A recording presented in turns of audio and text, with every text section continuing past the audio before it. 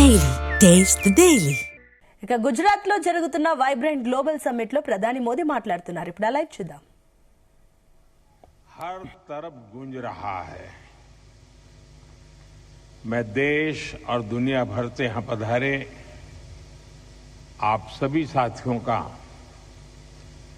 Vibrant Gujarat regional summit में स्वागत करता हूं, अभिनंदन करता हूं.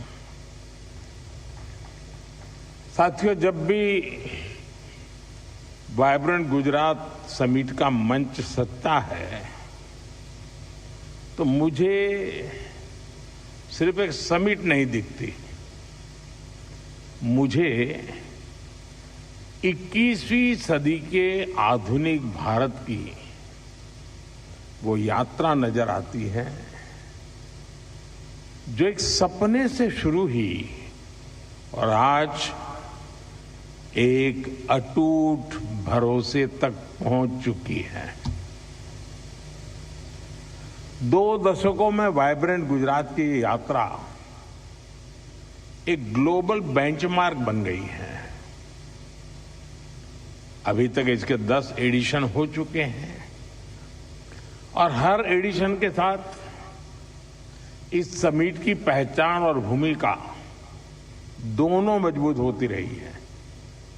साथियों, मैं वाइब्रेंट गुजरात समिट के विजन के साथ पहले दिन से जुड़ा रहा हूं. शुरुआती दौर में हमारा मकसद था कि गुजरात के सामर्थ्य से दुनिया परिचित हो, लोग यहां आए और यहां निवेश करें और इससे भारत को फायदा हो.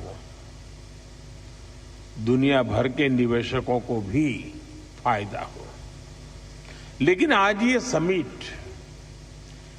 इन्वेस्टमेंट से भी आगे बढ़कर ग्लोबल ग्रोथ, इंटरनेशनल कोऑपरेशन और पार्टनरशिप का एक मजबूत प्लेटफॉर्म बन गई है.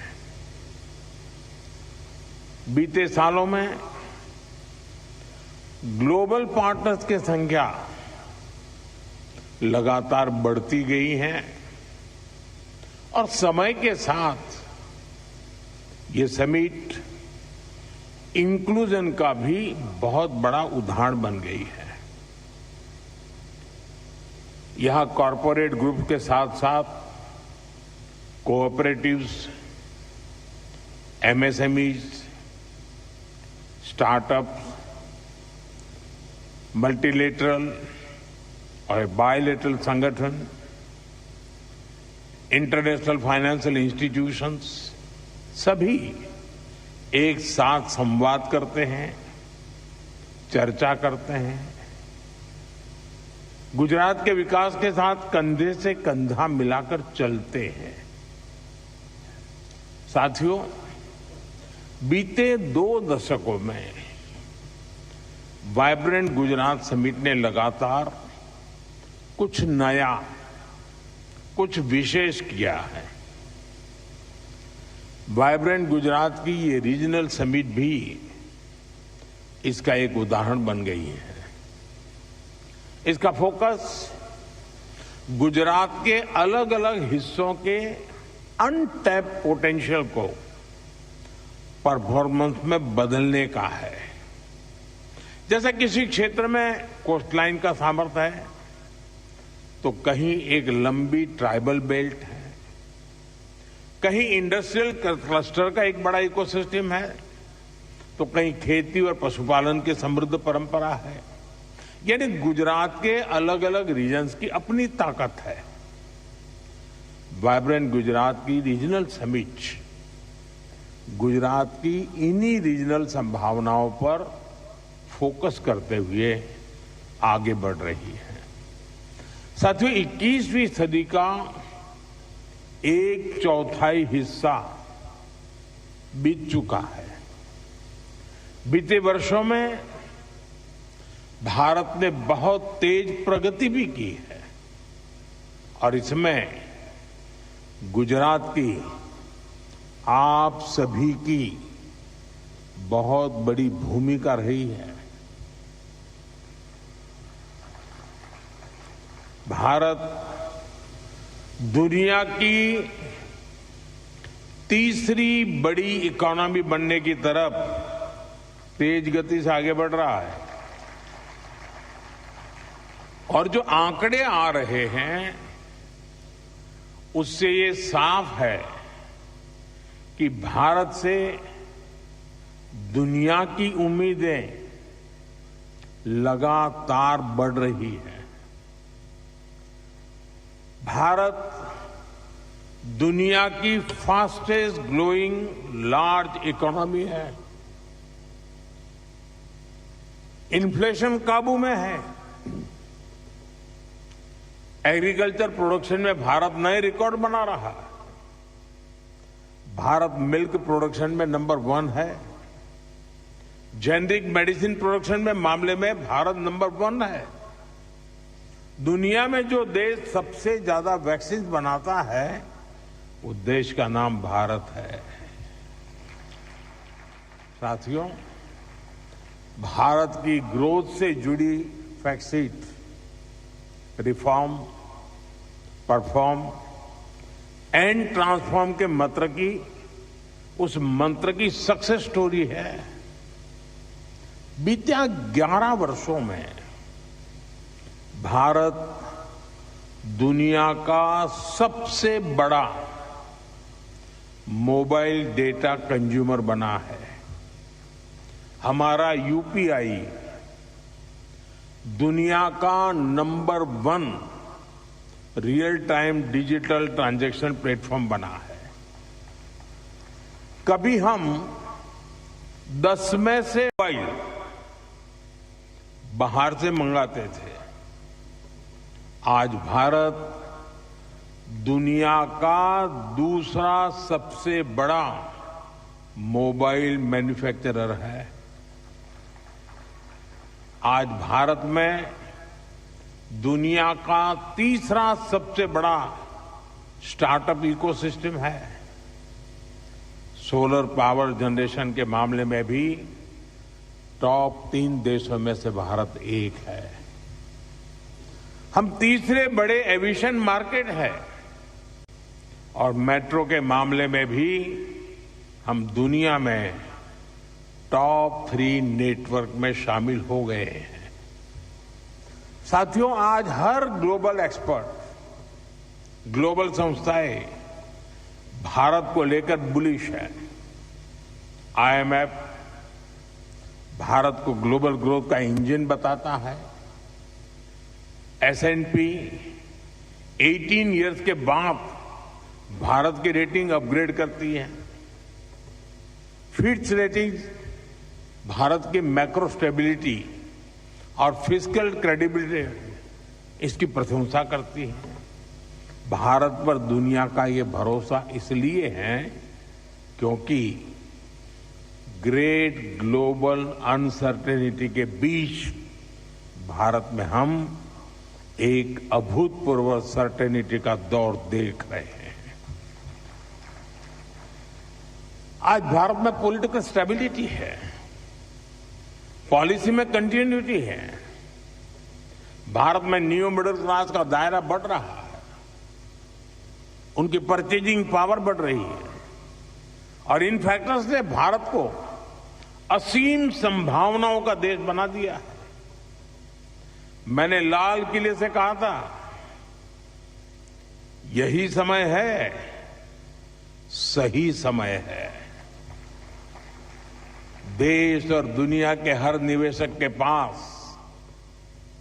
इन संभावनाओं का लाभ उठाने का यही समय है, सही समय है। और वाइब्रेंट गुजरात रीजनल समिट भी आप सभी इन्वेस्टर्स को यही संदेश दे रही है।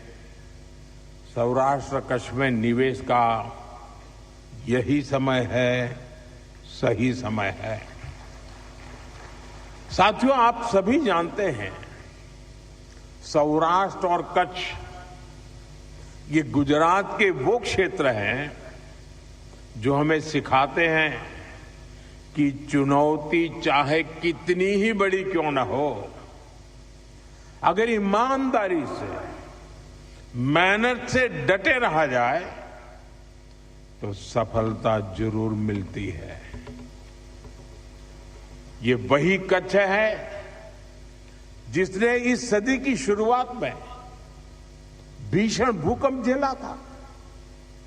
ये वही सौराष्ट्र है जहां वर्षों तक सूखा पड़ता था। पीने के पानी के लिए माताओं बहनों को कई कई किलोमीटर चलकर जाना पड़ता था। बिजली का कोई ठिकाना नहीं था। हर तरफ मुश्किलें ही मुश्किलें थी।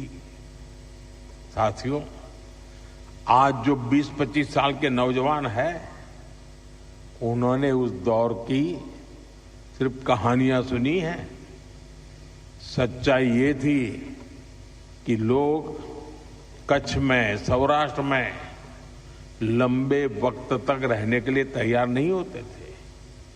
उस कालखंड में लगता था कि स्थितियां कभी भी नहीं बदलेगी, लेकिन इतिहास साक्षी है, समय बदलता है और जरूर बदलता है। सौराष्ट्र कच्छ के लोगों ने अपने परिश्रम से अपना भाग्य बदल दिया है। साथियों, आज सौराष्ट्र और कच्छ सिर्फ अवसरों का ही क्षेत्र नहीं है, बल्कि एक क्षेत्र भारत की ग्रोथ का एंकर रीजन बन चुका है। ये रीजन आत्मनिर्भर भारत अभियान को गति देने वाला बहुत बड़ा सेंटर बन रहा है।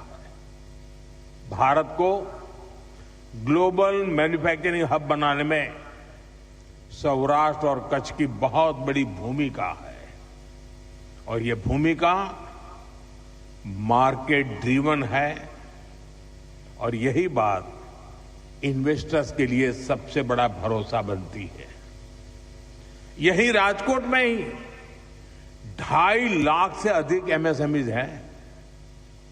यहां अलग अलग इंडस्ट्रियल क्लस्टर्स में स्क्रू ड्राइवर से लेकर auto parts, machine tools, luxury car के लाइनर्स, एरोप्लेन, फाइटर प्लेन और रॉकेट तक के पार्ट्स ये हमारे राजकोट में बनते हैं। यानी यह रीजन लो कॉस्ट मैन्युफैक्चरिंग से लेकर high precision, high technology manufacturing तक पूरी वैल्यू चेन को सपोर्ट करता है। और यहां का ज्वेलरी उद्योग तो अपने आप में विश्व प्रसिद्ध है। यह सेक्टर स्केल, स्किल और ग्लोबल लिंकेज तीनों का उदाहरण है। साथियों, अलंग दुनिया का सबसे बड़ा शिप ब्रेकिंग यार्ड है। दुनिया के 1/3 शिप्स यहीं पर रिसाइकल होते हैं। यह सर्कुलर इकोनॉमी में भारत की लीडरशिप का भी प्रमाण है। भारत टाइल्स के बड़े प्रोड्यूसर में से एक है। इसमें भी मोरबी जिले का योगदान बहुत बड़ा है। यहां मैन्युफैक्चरिंग कॉस्ट कॉम्पिटिटिव भी है और ये ग्लोबली बेंचमार्क भी है। और मुझे याद है, सौराष्ट्र के अखबार के लोग यहां मौजूद होंगे और मेरे बाल नोच लेते थे। एक बार मैंने यहां सौराष्ट्र में भाषण में कहा था, मैं એમ કહેલું કે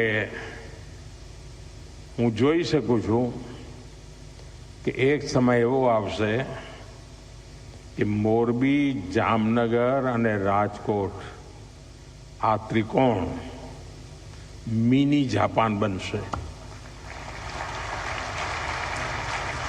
ત્યારે મારી બહુ મજાક ઉડાયેલી। આજે હું મારી આંખો સામે હકીકત જોઈ રહ્યો છું। हमें धोलेरा स्पेशल इन्वेस्टमेंट रीजन पर भी बहुत गर्व है।